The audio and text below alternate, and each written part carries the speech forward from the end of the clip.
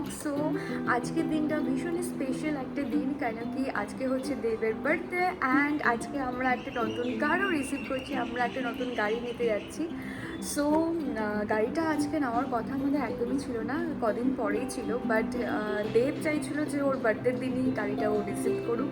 তার জন্য হুট করে প্ল্যান হয়েছে এটা আর কি। কালকেই আমরা প্ল্যান করলাম যে আজকে আমরা গাড়িটা রিসিভ করবো। সকাল থেকে আজকে আমার খুবই ব্যস্ততার মধ্যে কাটছে। সকালে উঠে আমি ফ্রেশ হয়ে স্নান করে আগে পুজোটা দিয়ে এসেছি, অ্যান্ড দেন আগে পায়েসটা রেডি করে নিয়েছি, কারণ কি সারাদিনে আর টাইম হবে না, যেহেতু আমরা দুপুরের দিকে যাব রিসিভ করতে আর কি। তো তারপর যার জন্য আমি এতক্ষণ ইন্ট্রো নেইনি, আমি জাস্ট তোমরা পেছনে দেখতে পাচ্ছ আমি হালকা একটু বেলুন দিয়ে ডেকোরেট করেছি আর কি। সো যাই হোক, ছোটো মোটো করে আছে একটা সেলিব্রেশন হবে। একদিন কী করছি কী না করছি সবটা তোমাদের সাথে শেয়ার করবো। আই হোপ তোমাদের ভালো লাগবে। সো কি আছে, ও দেবের জন্য যে গিফটটা রয়েছে সেটা তো তোমাদেরকে দেখাই নেই। Let me show you.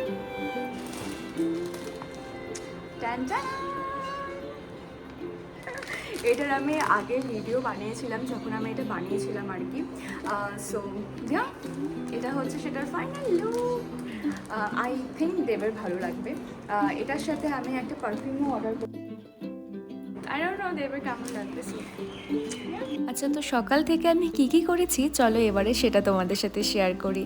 So আমি অনলাইনে কিছু গ্রসারি আইটেম অর্ডার দিয়েছিলাম, সেগুলো রিসিভ করেছি। আর তার মধ্যে তো মাস্ট ছিল দুধ, যেটা আমার পায়েস বানানোর জন্য অবশ্যই লাগতো। তারপর স্নান করে আমি চলে গিয়েছিলাম মন্দিরে পুজো দিতে। ভীষণ সুন্দরভাবে পুজো দিয়েছি। অ্যান্ড দেন ফেরার সময় আমি কিছু বাড়ির পুজোর জন্য ফুল নিয়ে এসেছিলাম, আর নিয়ে এসেছিলাম এই পদ্ম ফুলটা। দেখে এত ভালো লাগলো, তাই ভাবলাম বাড়ির জন্য একটা নিয়েই যাই। অ্যান্ড দেন চলে গিয়েছিলাম আরও একটা ফুলের দোকানে। আমাদের গাড়ির জন্যে একটা মালা অর্ডার দেওয়া হয়েছিল, তো সেটাই নিতে গিয়েছিলাম। এসে ঝটপট করে ফ্রেশ হয়ে পায়েসটা করে নিয়েছিলাম, কেন কি এটা করতে একটু বেশি টাইম লাগে আর কি।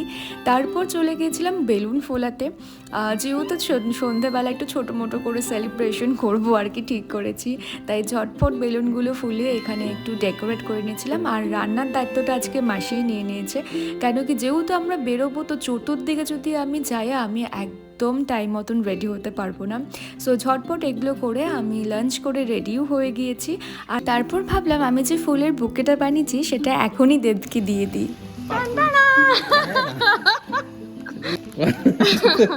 আর দেব তো এটা পেয়ে ভীষণ খুশি হয়ে গিয়েছিল। ইভেন ও বুঝতেই পারছো না যে এটা কি, তারপর বলছে তুমি এটা কি বানিয়েছো। ও লিটারালি অবাক হয়ে গেছিলো এই জিনিসটা পেয়ে। অ্যান্ড বাকি মোমেন্টসগুলো আমি নেক্সট ব্লগে আপলোড করছি, অবশ্যই চেক করো তোমরা।